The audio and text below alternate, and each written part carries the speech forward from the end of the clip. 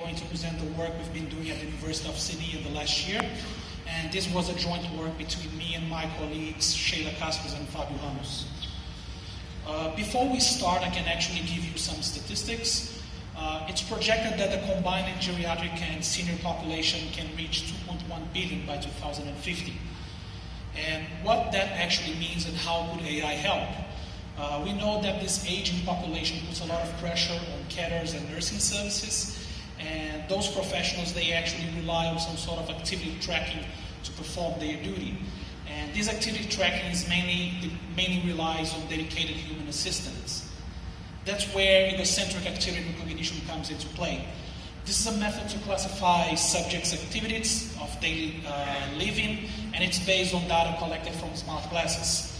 The data from those smart glasses is usually user vision and head motion. And we've seen already that detecting daily activities can actually improve people's lives. And how that actually happens in our case.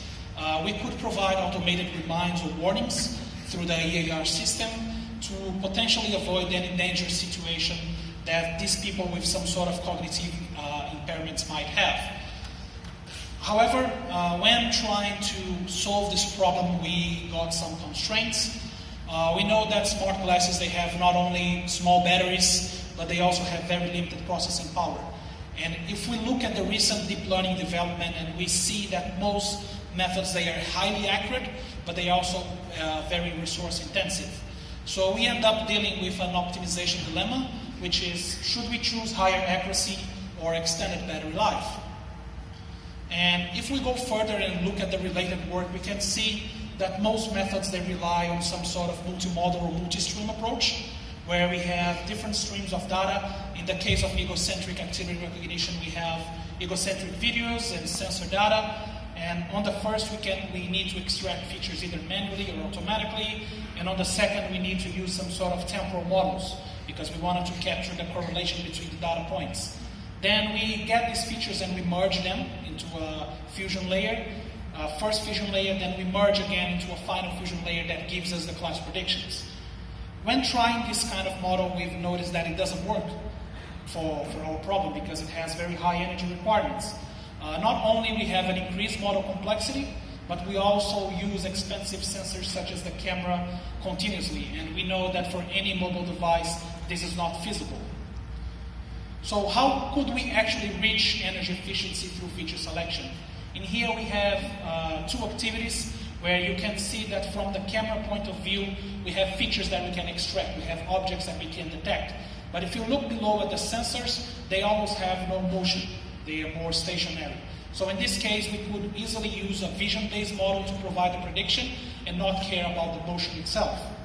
But on this other case in here, we see an activity with a lot of head motion, but not many objects to detect or not many features that we could use from a vision sensor. And if you see below the motion sensors, they have a very distinguishable pattern. So in this case, we would actually use a motion-based model to provide the prediction. In the end, then we have a feature selection energy consumption optimization. On one hand, we have vision predictors. They are more accurate, but they also demand more energy. And on the other hand, we have the motion predictors.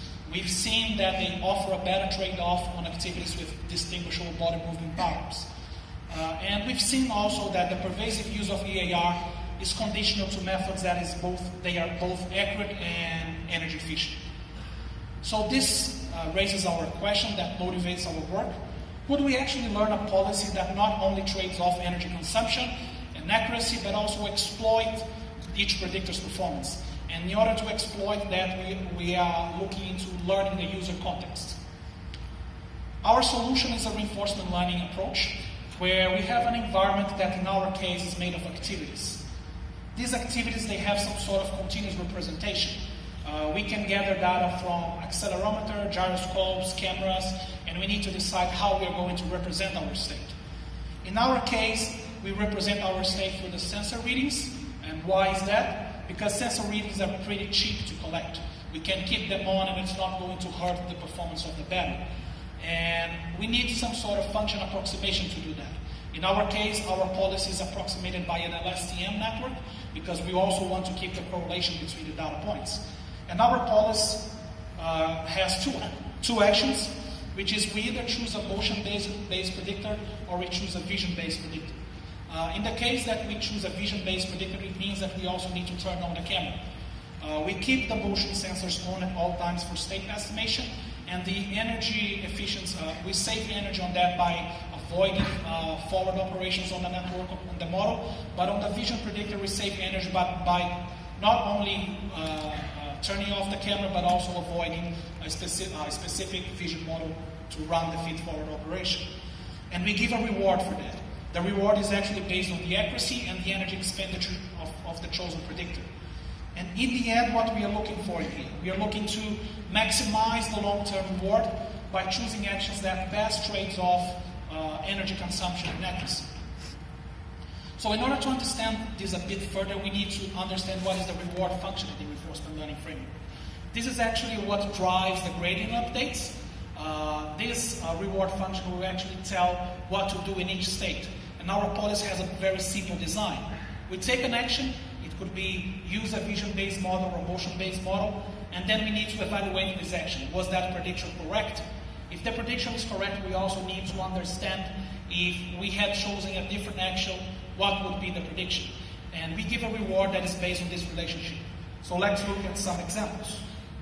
If we use a motion action, we decide to use a motion-based model, we see that we got a right outcome in this case, but if we look at the vision model, it would also provide us with a right prediction. In this case, we give a reward of only 1.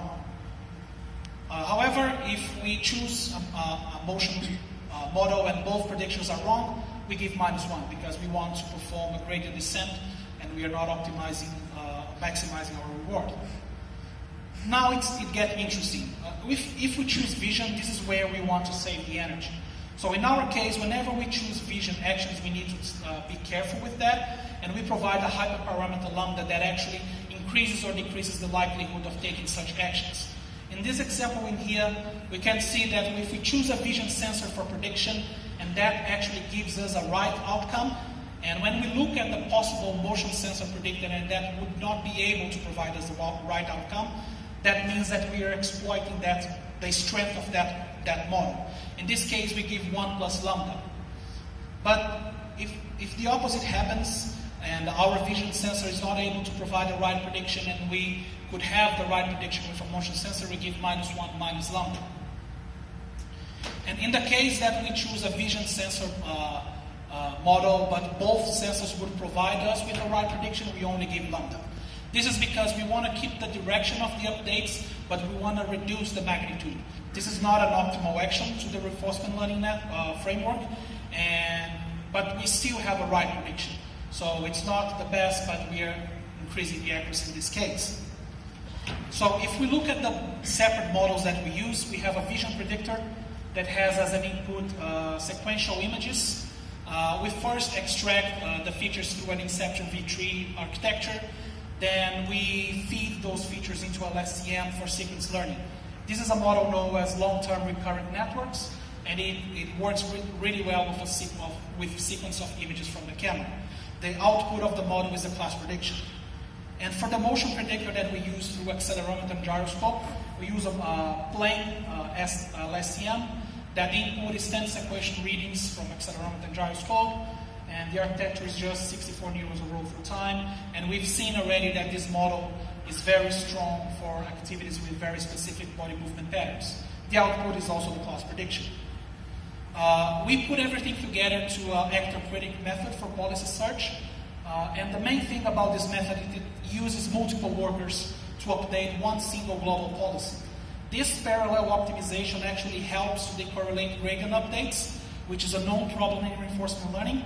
And we also use an advantage function instead of discounted rewards. This is a baseline method in reinforcement learning as well that also helps to decorrelate, to reduce the variance on gradient updates. More details on the optimization process can be seen on the paper or at our poster. For the experimental setup, we have 2 different data sets with 20 activities each. We have a benchmark data set that we call multimodal. This data set has around 180 minutes of data with 1 activity per video, and each video has 15 seconds. We find that this data set is not very realistic Then we recorded our own data set that has 400 minutes of data with 6 to 5 continuous activities per video of 5 minutes. The sensor and camera, they were recorded at both 10 Hertz and 10 frames per second. So let's see some results. In here, from left to right, we have an increase in sensor usage and also in accuracy. And we can see that on the extreme left, we have a very energy efficient model, which is a motion-only approach, with only 61.24% of accuracy, but at a cost of 150 million per hours. And as we go to the right, we have the state-of-the-art accuracy on this test, but also they are very energy intensive, as we discussed before. So what is our goal? We want to learn policies that can sit anywhere in this line, and we do that by changing the hyperparameter lambda of our framework. So if we take a look at that, we have this plot that we have the power consumption against the usage of devices for different values of lambda. So what happens when lambda equals to 0? We have a policy that is very conservative. We have 92% of motion usage and 8% of vision usage, but that small vision usage is already able to increase the accuracy by 3% when comparing to the motion-only approach, and that at a cost of 24 million pairs hours of energy. Let's increase lambda a little bit. We have lambda equals to 0.2. We found out that this is the soft spot of our policy because we have a balanced usage between vision and motion sensor with roughly 50% each and an accuracy of 81.32%. That already beats one of the state-of-the-art methods in the accuracy, but only at half of the energy cost. Let's go further. Lambda equals to 0.4. This actually learns a policy that is really greedy. You can see that the policy has 95% of usage in vision sensors and only 5% of motion. We are able to beat the state-of-the-art accuracy on that by roughly 0.9, and we use 30% less energy in this case. But that's not enough. We need to understand if the policy is actually learning the context that we wanted it to learn. In here, we sample the last softmax layer from the policy with lambda equals to 0.2. And we can see that on the extreme left, for more stationary activities, we have vision actions taking over motion actions. And if we look at the extreme right, we see the opposite. Motion actions are taking over vision actions because those activities, they probably have very high motion movement. So in summary, we've shown that we can use reinforcement learning to learn policies with different energy profiles, and also that learning the user context is key if we want to leverage the synergy between motion and vision sensing. And one last remark, whenever we are implementing things from mobile devices, energy consumption should always be a metric as long as we have accuracy as well. The data set that I've shown to you in here is available in the link in this slide, and I'm happy to take any questions now or at our poster in P1. Thank you.